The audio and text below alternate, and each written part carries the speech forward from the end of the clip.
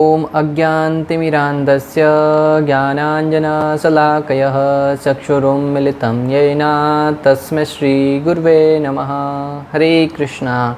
आज गीता श्रृंखला के सत्र क्रमांक 205 में आप सभी भक्तों का हार्दिक स्वागत है। आज हम श्रीमद् भगवद गीता के 6ठे अध्याय के जो कि है ध्यान योग श्लोक क्रमांक 9 का अध्ययन करेंगे। तो आइए, श्लोक इस प्रकार है। सुहन्मित्रारुदासीनाम् अद्यस्द्वेष्य बन्धुषु साधुष्वपि सपापेषु संबुद्धिर्विशिष्यते। अर्थात जब मनुष्य निष्कपट हितैषियों, प्रिय मित्रों, तटस्थों, मध्यस्थों, ईर्ष्यालुओं, शत्रुओं तथा मित्रों, पुण्य आत्माओं एवं पापियों को सम्मान भाव से देखता है तो वह और भी उन्नत माना जाता है। इस श्लोक में भगवान श्री कृष्ण है वो योगारूढ़ अवस्था में जो उन्नत भक्त हैं उनके गुणों का वर्णन कर रहे हैं। अभी तक हम पढ़ रहे थे कि जो योगारूढ़ अवस्था है, एक था योगारूरुक्ष अर्थात भक्ति की प्रारंभिक अवस्था, योगी की प्रारंभिक अवस्था योगारूरुक्ष कहलाती है, और जो उन्नत अवस्था है, जो सर्वश्रेष्ठ अवस्था है, उसे योगारूढ़ अवस्था कहते हैं। तो यहाँ पे इस श्लोक में भगवान श्री कृष्ण योगारूढ़ व्यक्ति के गुणों का वर्णन कर रहे हैं कि जो योगारूढ़ अवस्था के उन्नत शिखर पर पहुंच जाता है उसके अंदर क्या क्या गुण होते हैं, वो कैसा लोगों के साथ आदान प्रदान करता है, उसके अंदर से क्या भाव प्रकट हो रहे हैं। तो यहाँ पे भगवान श्री कृष्ण कह रहे हैं कि जब मनुष्य निष्कपट हितैषियों, जो कपट नहीं करने वाले हितैषी हैं, आज की तारीख में ऐसे हितैषी मिलना बहुत मुश्किल है, क्योंकि ज़्यादातर जगह पर यही देखा जाता है कि उनके सगे संबंधी है वही व्यक्ति को धोखा देते हैं। अगर सगे संबंधी व्यक्ति निष्कपट हो तो व्यक्ति जीवन में बहुत उन्नति कर सकता है। क्यों? क्योंकि जीवन में जो कमियां हैं वो निकट के लोग हैं उनको ही पता होती हैं, और वो निकट के लोग जब तक उसको गिराने का प्रयास नहीं करेंगे तो व्यक्ति निश्चित रूप से जीवन में प्रगति करेगा, क्योंकि बाहरी लोगों को तो उनकी कमियों के बारे में ज्ञात नहीं होता है। अक्सर आप देखिएगा, इतिहास उठाकर देख सकते हैं, बड़े से बड़े राजा महाराजा हुए हैं, उनकी पराजय का कारण उनके घर वाले ही हुए हैं। चाहे महाराणा प्रताप को ले लीजिए या कोई भी राजा क्यों ना हो, जब उनके सगे भाई ने उनके साथ तो बगावत करी तब जाकर उनको दुश्मन के सामने पराजय का मुंह देखना पड़ा। क्यों? क्योंकि सगे अपने रिश्तेदार हैं, जो हितैषी है, उनको ज्ञात होता है कि उसके अंदर क्या कमियां हैं, और वो उन कमियों के ऊपर जब प्रहार करता है तब व्यक्ति निश्चित रूप से टूट जाता है। क्योंकि भगवान को छोड़कर कोई भी व्यक्ति पूर्ण तो नहीं होता, निश्चित रूप से हर किसी में कोई न कोई कमी होती है, और उन कमियों को दुश्मन है वो सर्वप्रथम अपने दुश्मन की कमियों को जानता है, उसके अंदर क्या त्रुटियां हैं, उन त्रुटियों को जानकर उन पर आक्रमण करने का प्रयास करता है, तभी उनकी सफलता प्राप्त करने का अवसर है वो बढ़ जाते हैं। यहाँ पे क्या कहा गया है, जब मनुष्य निष्कपट हितैषियों, प्रिय मित्रों, मित्र है वो प्रिय होने चाहिए, प्रिय है कि प्रिय होते हैं कि नहीं वो अलग बात है। आज की तारीख में प्रत्येक व्यक्ति मित्र बनाते हैं तो मात्र और मात्र स्वार्थ पूर्ति के लिए। निष्कपट मित्र या प्रिय मित्र बहुत कम देखने को मिलते हैं। अक्सर मित्र की बात आती है तब भगवान श्री कृष्ण और सुदामा का दृष्टांत दिया जाता है। जब सुदामा नंगे पांव भगवान श्री कृष्ण के द्वारका नगरी में पहुंचे थे तब भगवान ने अपने महराज महल को त्याग कर भागे गए सुदामा को स्वयं नंगे पांव जाकर उनको अपने महल में लेके आए, और महल में लाकर अपनी पटरानियों सहित उनके पाद प्रक्षालन किया और उनका बहुत सुंदर तरीके से मेहमान नवाजी करी। वो मित्रता की मिसाल दी जाती है। आज की तारीख में तो जब काम होता है तभी हम मित्र को याद करते हैं, अनावश्यक रूप से मात्र मिलने के लिए बहुत कम लोग हैं जो मित्रता निभाते होंगे। यहाँ पे है प्रिय मित्रों, तटस्थों, जो न तो मित्र है न हितैषी है, तटस्थ रहकर मात्र अवलोकन करते हैं। मध्यस्थों, जो परिवार के रिश्तों में कोई मध्यस्थता करता हो। ईर्ष्यालुओं, सबसे बड़ी बात है ईर्ष्यालुओं भक्तों। ईर्ष्यालु व्यक्ति आज की तारीख में प्रत्येक जगह आप देख सकते हैं। ईर्ष्यालु व्यक्तियों से सारा संसार है वो भरा पड़ा है। अगला है शत्रुओं, और शत्रु तो आज कोई व्यक्ति किसी का अहित करे या ना करे, शत्रु स्वतः ही बन जाते हैं। किसी की खुशी न देख पाने के कारण भी कोई व्यक्ति है वो ईर्ष्यालु है वो शत्रु बन जाता है। शत्रुओं, मित्रों, पुण्य आत्माओं एवं पापियों को सम्मान भाव से देखता है। जो अभी तक हम चर्चा कर रहे थे, उन सबको जो व्यक्ति सम्मान भाव से देखता है, भले प्रिय हो, मित्र हो, तटस्थ हो, मध्यस्थ हो, संबंधी हो या हमारा शत्रु हो, उन सबको जो समभाव से देखता है तो वह और भी उन्नत माना जाता है, तब वो व्यक्ति उन्नत माना जाता है। भक्तों, शत्रुओं को हम किस प्रकार अपने मित्र के रूप में देखें? शत्रुओं और मित्रों को सबको सम्मान भाव से देखने का जो यहाँ पे वर्णन आया बहुत कठिन है आज की तारीख में। अगर उसको अपने व्यवहारिक जीवन में उतारने का प्रयास करें तो किसी भी क्षेत्र में व्यक्ति की अवस्था को जानने का कुछ मापदंड होता है, उसी भांति अध्यात्म में उन्नति व्यक्ति की अवस्था को भी मापने का तरीका है। किसी भी क्षेत्र में भक्तों किसी की उन्नत अवस्था को जानने का कुछ तरीका होता है, उसी भांति इस आध्यात्मिक क्षेत्र में भी व्यक्ति उन्नति कैसे करता है, प्रगति किया हुआ कि नहीं, ज्ञात कैसे होगा, तो उसको मापने का मापदंड यहाँ पे भगवान श्री कृष्ण बता रहे हैं कि जब व्यक्ति के अंदर ये सारे गुण आ जाएंगे तब व्यक्ति भक्ति में सर्वश्रेष्ठ स्थान पर पहुंचा हुआ माना जाएगा। श्री रामचरितमानस में गोस्वामी तुलसीदास जी रामचरितमानस के प्रारंभ में ही शत्रुओं को प्रणाम करते हुए दर्शा रहे हैं कि उन्नत व्यक्ति के उदाहरण क्या हैं। क्योंकि हम पढ़ तो लिए कि जिसके अंदर ये गुण होंगे वह व्यक्ति उन्नत है, परंतु मन में जिज्ञासा आ सकती है, क्या अभी तक ऐसे किस व्यक्ति का दृष्टांत है जो इन व्यक्तियों को भी सम्मान देता हो?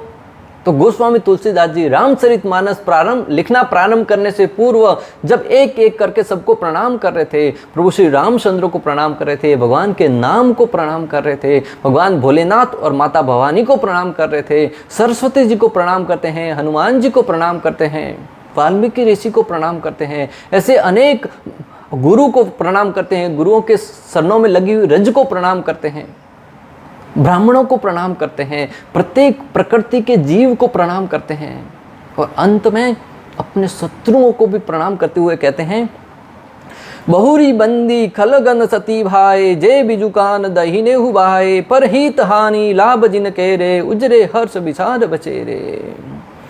अब मैं सच्चे भाव से दुष्टों को प्रणाम करता हूँ। क्या कहते हैं? अब मैं सच्चे भाव से, मात्र दिखाने के लिए नहीं, सच्चे भाव से दुष्टों को प्रणाम करता हूँ, जो बिना ही प्रयोजन अपना हित करने वाले के भी प्रतिकूल आचरण करते हैं। जो बिना प्रयोजन के अपना हित करने वाले के भी प्रतिकूल आचरण करते हैं। अगर आप उसका हित भी करने जाएंगे ना तो वो आपको कुछ न कुछ पीड़ा पहुंचाने का प्रयास करिएगा। दृष्टांत आता है एक साधु का। एक बार एक साधु वन के रास्ते जा रहे थे, प्यास लगी, एक तालाब की तरफ देखा, तालाब के अंदर पानी स्वच्छ था, पीने की इच्छा से जब तालाब की तरफ बढ़े, जैसे ही हाथों से अंजुलियों में पानी भर के पीने का प्रयास किया, देखा कि हाथ में जल के साथ बिच्छू आ गया है। तो उस बिच्छू को उठाकर बाहर रखने का प्रयास किया साधु ने, वैसे ही बिच्छू ने उस साधु के हाथ में डंक मार दिया। भक्तों, साधु ने प्रयास किया था कि उस बिच्छू को पानी से उठाकर बाहर रख दूं ताकि उसका जीवन बच जाए, परंतु बिच्छू का स्वभाव है दुष्टता। वो अपना दुष्टता, भले ही कोई उसका हित करना चाह रहा है परंतु वो दुष्टता नहीं छोड़ेगा। उसने साधु को डंक मार दिया। बार बार साधु ने प्रयास किया उस बिच्छू को बचाने का, परंतु बार बार बिच्छू है वो साधु को डंक मारते जा रहा था। उस बात गोस्वामी कहते हैं कि भले ही कोई दुष्टों का हित करने का ही प्रयास क्यों न करे, जो दुष्ट व्यक्ति हैं वो हमेशा सामने वाले को अहित करने से पीछे नहीं हटते। दूसरों के हित की हानि ही जिनकी दृष्टि में लाभ है, दूसरों के अहित की हानि ही, हित की हानि ही दुष्टों की दृष्टि में लाभ है, जिनको दूसरों के उजड़ने में हर्ष और बचने में विषाद होता है। जब दुष्ट है वो जब अपने विरोधियों को, सज्जन पुरुषों को सफल होता हुआ देखते हैं तब उनको बड़ा दुख होता है। दूसरों का अहित करने में उनको आनंद आता है। जगाई मधाई के विषय में प्रसंग आता है भक्तों, कोई उनके प्रति अपराध करे या ना करे कोई परवाह नहीं पड़ता, वो मात्र और मात्र दूसरों को दुखी करने में ही हमेशा आनंदित रहते थे। ऐसे अनेक लोग होते हैं जो बिना किसी कारण के दूसरों को पीड़ा पहुंचाना चाहते हैं। वो व्यक्ति को जानते तक नहीं, फिर भी उनको पीड़ा पहुंचाने की दृष्टि से ही हमेशा कार्य करते हैं। और ऐसे लोगों की विशेष रूप से कलयुग में तो भर भर कर भरे पड़े हैं, ऐसी कमी नहीं है। आगे गोस्वामी जी लिखते हैं, हरिहर जस राकेश राहु से पर अकाज भर भट सहज बाहु से जे पर दोष लख ही सह साखी पर हित घृत जिनके मन माखी। जो हरि और हर के यश रूपी पूर्णिमा के चंद्रमा के लिए राहु के समान है। जो भगवान श्री कृष्ण, भगवान श्री विष्णु और भगवान भोलेनाथ के भक्त हैं, उनकी भक्ति करते हैं, उन भक्ति में विघ्न डालने का काम करते हैं दुष्ट। उनको भगवान की भक्ति कभी पसंद नहीं आती। आज आप देखिएगा, जहाँ कई कथा चलती है, भगवान का भजन चलता है, लोग, बहुत सारे ऐसे लोग हैं जो उनकी चर्चा करते हैं, उनके बारे में अपयश कहते हैं, उनका दुष्प्रचार करने में पीछे नहीं हटते। आज आप देखिएगा, कोई कीर्तन करते हुए रोड से जा रहा है, माला जप करते हुए जा रहा है, 4 लोग चौराहे पर बैठे हैं, उसके ऊपर कमेंट पास करने से शांत नहीं रहेंगे। देखो तो सही, कमाने की उम्र है, भक्ति कर रहा है, देखो तो सही, बावले हो गए हैं, भक्ति करने के लिए निकल पड़े। अरे तुम्हारी तरह चौराहे पर बैठकर नशा तो नहीं कर रहे, कम से कम भगवान का नाम ले रहे हैं। और उनकी भक्ति से ही आज इस संसार में जो कुछ प्रलय होने से बच रहा है, मात्र कुछ लोग ऐसे हैं जो भक्ति के मार्ग पर अग्रसर हैं। वरना आज की तारीख में पाप करने की प्रवृत्ति इतनी बढ़ गई है कि प्रलय आज आ जाए, परंतु कुछ लोग हैं जो आज भी पूर्ण रूप से शुद्धता के साथ भक्ति कर रहे हैं, प्रामाणिकता के साथ आध्यात्मिकता में लगे हुए होने के कारण कुछ जो दुख आने वाले हैं, वो संकट है, वो थोड़े कम होकर आते हैं।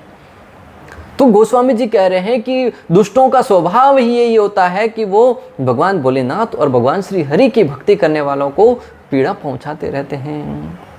वो किस प्रकार है? जिस प्रकार चंद्रमा को राहु डसता है, उसी भांति जो दुष्ट है वो भगवान भोलेनाथ और भगवान श्री हरि के भक्तों को पीड़ा पहुंचाने में कभी पीछे नहीं हटते। समुद्र मंथन की लीला भक्तों, जब समुद्र मंथन हुआ, उसमें से अनेक प्रकार के पदार्थ निकले, घोड़ा निकला, हाथी निकले, लक्ष्मी जी स्वयं निकली और अंत में अमृत निकला।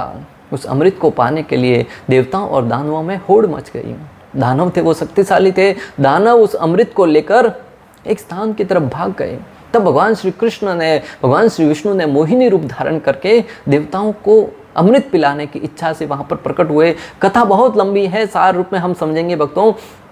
भगवान श्री विष्णु मोहिनी रूप में वहाँ पर प्रकट हुए, दानवों और देवताओं के सामने प्रस्ताव रखा कि मैं बारी बारी से अमृत पिलाऊंगी। भगवान ने देवताओं से प्रारंभ किया, देवताओं को अमृत पिला रहे थे।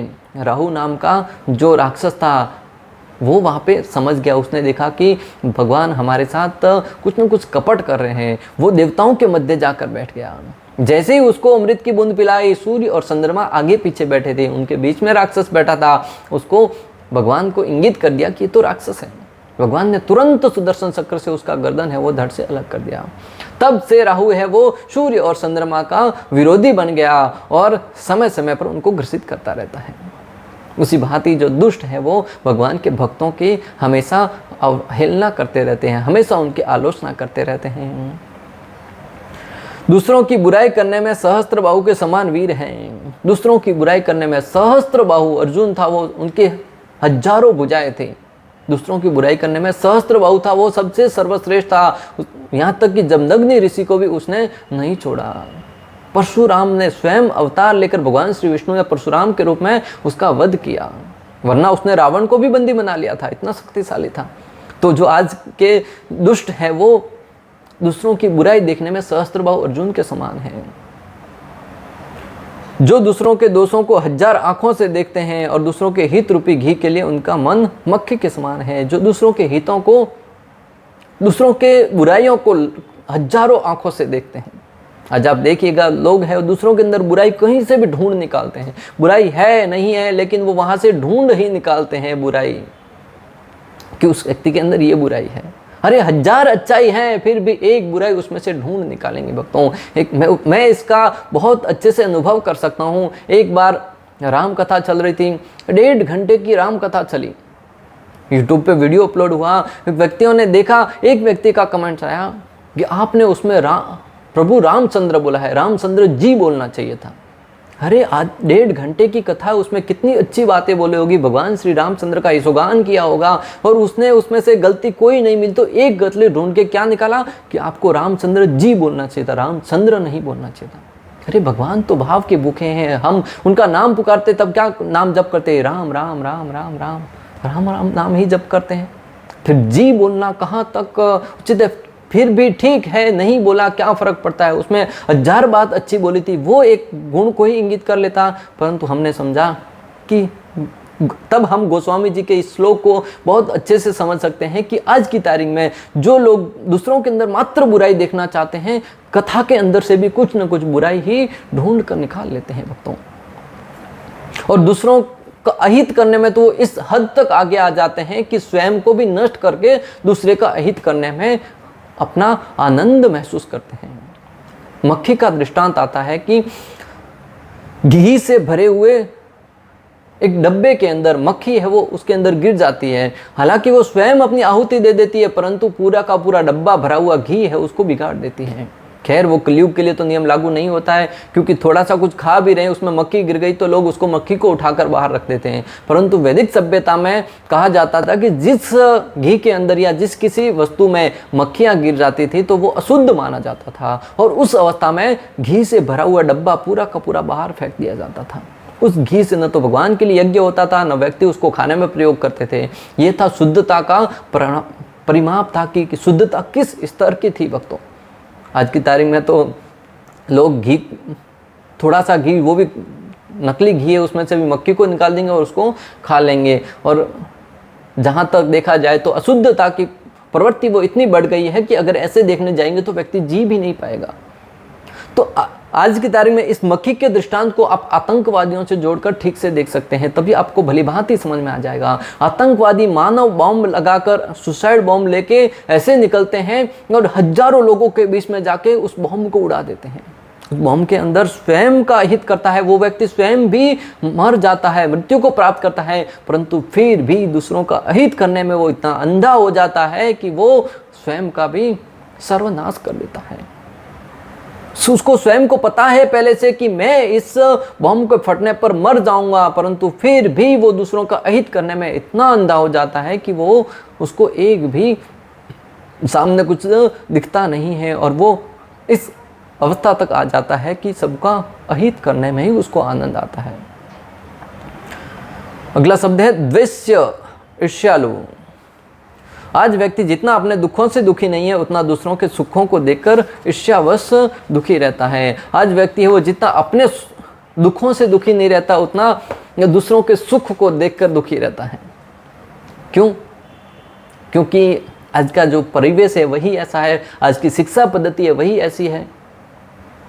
एक व्यक्ति देखता है कि व्यक्ति फेल हो गया, देखिएगा कि दूसरे के कितने मार्क्स आए, मेरे मित्र के कितने मार्क्स आए, बोले वो तो और भी निचले स्तर पे जाके फेल हुआ है, तो उसको आनंद आता है। एक बार एक व्यक्ति अपने घर पे पहुंचा, उसके पिताजी हैं वो साधारण से किसान थे। पिताजी ने बोला, बोलो बेटा रिजल्ट क्या आया? रिजल्ट का दिन था। बेटे ने कहा कि पिताजी वो वकील अंकल है ना, उनका बेटा है वो फेल हो गया। पिता ने कहा मैं बेटा आपके बारे में बोल रहा हूँ। तो बोले पिताजी वो डॉक्टर अंकल है ना, उनका बेटा भी फेल हो गया। पिता ने बोला अरे नालायक, मैं तुम्हारे बारे में पूछ रहा हूँ, उनके बारे में थोड़ा ही पूछ रहा हूँ। तो बोले कि अरे पिताजी जो जज है ना हमारे क्षेत्र के, उनका बच्चा है वो भी फेल हो गया। पिताजी ने एक जोर से थप्पड़ मारी, बोले नालायक, मैं तुम्हारे बारे में पूछ रहा हूँ, उनके बारे में नहीं। तो वो बच्चा बोलता है कि अरे पिताजी जब वकील का बेटा फेल हो गया, डॉक्टर का बेटा फेल हो गया, जज का बेटा फेल हो गया, तो मैं कौन सा तुम्हारा सर्वश्रेष्ठ बेटा हूँ, मैं फेल होऊंगा, उसमें कौन सी बड़ी बात है। अर्थात व्यक्ति दूसरों से अपने आप को कंपेयर करता है कि वह व्यक्ति फेल हो गया तो मैं कौन सा आनंद में। कहने का तात्पर्य है कि दूसरों के दुख को देखकर स्वयं आनंदित होता है, अर्थात वह फेल हो गया तो मेरा फेल होना उसके सामने कुछ भी नहीं है। आज जब किसी के घर पे लाइट जाती है, सर्वप्रथम व्यक्ति, हमारे इंडिया में क्या होता है कि दूसरों बाजू वाले के घर पे लाइट है कि नहीं वो पहले देखने जाता है। दूसरे देशों में क्या होता है, सीधा इलेक्ट्रिसिटी वाले को फ़ोन करते हैं कि लाइट क्यों गई, और यहाँ पे क्या था, बाजू वाले की गई कि नहीं। अगर बाजू वाले की गई तो ठीक है, शांति से बैठ जाएंगे। अगर बाजू वाले की नहीं गई और मात्र हमारी गई है तो उस अवस्था में व्यक्ति है वो उद्विग्न हो जाता है, अनेक प्रकार के दुखी हो जाता है। इस तरीके से आप जान सकते हैं कि व्यक्ति दूसरों का अहित करने में कितना प्रसन्न होता है।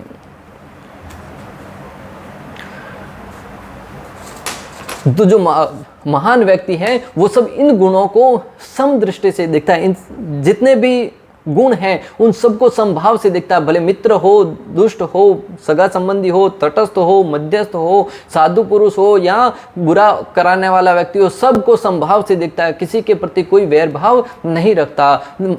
भक्तों के समाज में दृष्टांत आता है महाप्रभु का, जो स्वयं भगवान श्री कृष्ण एक भक्त का भाव लेकर प्रकट हुए। महाप्रभु ने भक्त की इस अवस्था को अपने आचरण द्वारा प्रस्तुत किया है। उन्होंने जगाई मदाई जैसे दुष्टों को, प्रकाशानंद सरस्वती जैसे निर्विशेषवादियों को, सांदकाजी जैसे यवनों को तथा अद्वैत आचार्य और श्रीवास पंडित जैसे साधुओं, हरिदास ठाकुर जैसे मुस्लिमों सब पर कृपा करते हुए हरिनाम प्रदान किया। उन्होंने प्रत्येक जीव के प्रति दया करी। जगाई मदाई है वो इतने बड़े पापी थे कि कोई ऐसा पाप नहीं था जो उन्होंने नहीं किया हो। हर एक पाप को गिन गिन कर करते थे। ये पाप शेष रह गया, आज इस पाप को करेंगे। ये बुराई करना शेष रह गया, आज इस बुराई को करेंगे। ये कार्य शेष रह गया, आज इसको करेंगे। जैसे हम अच्छे कार्य करते हैं वो बुरे कार्यों को करने में हमेशा आनंदित रहते थे। परंतु फिर भी उन्होंने, महाप्रभु ने हर एक उनके प्रति, उनको भी हरिनाम के द्वारा उनका भी उद्धार किया। यवन परिवार में जन्म लेने वाले चांदकाजी का भी उद्धार किया और हरिदास ठाकुर जो मुस्लिम परिवार में जन्म लिए थे, यवन परिवार में जन्म लिए थे, उनको हरिनाम की शिक्षा देकर उनको हरिनाम में इतना मग्न कर दिया, उनका भी उद्धार कर दिया। और अद्वैत आचार्य और श्रीवास पंडित जैसे साधुओं का भी उन्होंने उद्धार किया। ये भाव दिखाता है कि भक्त है वो जब उन्नत अवस्था में आ जाता है तब सबके प्रति समभाव रखता है, किसी के प्रति कोई वैर भाव नहीं रखता। नारद मुनि का दृष्टांत आता है। नारद मुनि ने, चाहे ध्रुव महाराज हो, प्रहलाद महाराज हो और रत्नाकर नाम का डाकू हो, सबको प्रति समभाव रखते हुए हर एक के प्रति सम्मान रूप से कृपा बांटते थे। ध्रुव महाराज घर से निकले थे अपने पिता से भी बड़ा राज्य प्राप्त करने के लिए। रास्ते में नारद मुनि मिले। नारद मुनि ने शिक्षा ऐसी ज्ञान प्रदान किया उनको कि उनकी भक्ति से भगवान श्री कृष्ण उनके सामने प्रकट हो गए। प्रहलाद महाराज को उनकी माता के कोख में ही श्रीमद् भागवतम का ज्ञान प्रदान कर दिया। कायदु की कोख में ही उन्होंने संपूर्ण भागवतम का ज्ञान अर्जित कर लिया और आगे चलकर वो बहुत बड़े प्रचारक बने। 12 महाजनों में से एक है प्रहलाद महाराज। और ये तो थे भक्त, और दूसरी तरफ रत्नाकर नाम का डाकू जो दूसरे जीवों को तड़पा तड़पा कर मारने में ही अपने को आनंदित महसूस करता था। एक बार नारद मुनि रास्ते से गुजर रहे थे। रत्नाकर नाम का डाकू वहीं पे किसी जीव को मार कर उसके ऊपर आनंद ले रहा था। नारद मुनि उनकी अवस्था को देखकर बड़े दयालु, बड़े करुणामय, उन्होंने पूछा कि ऐसा सब क्यों कर रहे हो। उसने कहा कि हमारे परिवार का भरण पोषण करने के लिए। बोला कि लेकिन तुम्हारे इस अपराधों में तुम्हारे परिवार वाले तो साथ नहीं देंगे। निश्चित रूप से। बोले कि क्यों नहीं देंगे? देंगे, जब मैं उनके लिए सब कर रहा हूं तो वो भी मेरे अपराध में हिस्सेदार होंगे। नारद मुनि ने कहा कि एक बार जाके पूछ लो घर वालों से, अगर तुमको यकीन नहीं है तो। नारद मुनि ने आश्वासन दिया कि जब तक तुम नहीं आओगे मैं यहाँ से नहीं जाऊँगा, तुम चिंता मत करो, घर पे जाके पूछ के आओ। रत्नाकर नाम का डाकू है, उसने घर वालों के सामने जाकर अपनी पत्नी बच्चों के सामने पूछा कि मैं ये सब अपराध कर रहा हूँ, क्या तुम उसमें मेरे हिस्सेदार बनोगे? परिवार वालों की बात को सुनकर रत्नाकर नाम का डाकू है उसका हृदय परिवर्तित हो गया। घर वालों ने कहा, अरे तुम्हारा कर्तव्य है हमारा पालन पोषण करना, तुम जो कार्य करते हो हमारे भरण पोषण करने के लिए करते हो, तुम्हारे कर्तव्य को हम उसमें हिस्सेदारी क्यों बढ़ाए? तुम किस तरीके से धन लाते हो हमें इससे कोई लेना देना नहीं, हम तुम्हारे पाप कार्यों में भागीदार नहीं होने वाले। रत्नाकर नाम के डाकू का हृदय परिवर्तित हो गया। वो डाकू से वाल्मीकि ऋषि के तक का सफर तय किया उसने। भगवान श्री रामचंद्र का नाम उल्टा लेता था, मरा मरा उल्टा नाम जपत जग जाना। रत्नाकर है वो वाल्मीकि भाई जगत संसारा, संपूर्ण जगत जानता है कि वो वाल्मीकि ऋषि है। रत्नाकर नाम के डाकू थे वो, पहले उल्टा नाम मरा मरा जप करते करते आगे चल के वाल्मीकि ऋषि जिन्होंने रामायण की संरचना करी, वो महान साधु बन गए। कृपा किसकी हुई? नारद मुनि की। मैं आपको जो बताना चाहता हूँ कि जो संत पुरुष है, जो उन्नत अवस्था को, योगारूढ़ अवस्था में भी उन्नत अवस्था है, वो प्रत्येक व्यक्ति के प्रति समभाव रखते हैं। जब कोई कृष्ण भावनामृत का पालन करता है तो स्वतः ही इन सब गुणों को प्राप्त कर लेता है। ये सारे के सारे गुण हैं वो जब कृष्ण भावनामृत विधि का पालन करता है तो ये गुण सारे के सारे स्वतः ही उनके हृदय में प्रकट हो जाते हैं।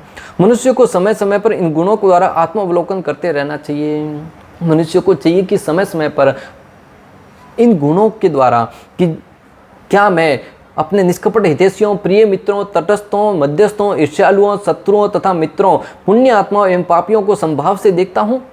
इस तरीके से उस व्यक्ति को, भक्त को चाहिए कि समय समय पर अपना आत्म अवलोकन करता रहे। अगर हम इस रास्ते पर थोड़ा बहुत प्रगति कर रहे हैं तो हमें और तेजी से प्रयास करना चाहिए। कहीं ऐसा नहीं हो कि हम लग तो रहा है एक दृष्टि से भक्ति कर रहे हैं, परंतु हमारे अंदर इन गुणों का विकास ही नहीं हो रहा है, तो वो हमारी योगारूढ़ अवस्था प्राप्त करने में बाधा बन सकता है। इसलिए अपना अवलोकन करते करते भगवान श्री कृष्ण के नाम का जप कीजिए, कृष्ण भावनामृत विधि का पालन कीजिए। निश्चित रूप से इन सारे के सारे गुणों को स्वतः ही तुम्हारे हृदय में प्रकाशित हो जाएंगे। जैसे ध्रुव महाराज अनेक आकांक्षा लेकर भगवान की भक्ति करी थी, परंतु भक्ति का रास्ता इतना शुद्ध है, अगले वाले श्लोक में हम पढ़ेंगे कि भक्ति का रास्ता वो इतना शुद्ध होता है कि किसी भी अवस्था में व्यक्ति स्वतः ही शुद्ध होकर भगवत श्री कृष्ण के चरणों में समर्पित हो जाता है। इस प्रकार श्लोक क्रमांक 9 का भक्ति वेदांत तात्पर्य पूर्ण हुआ।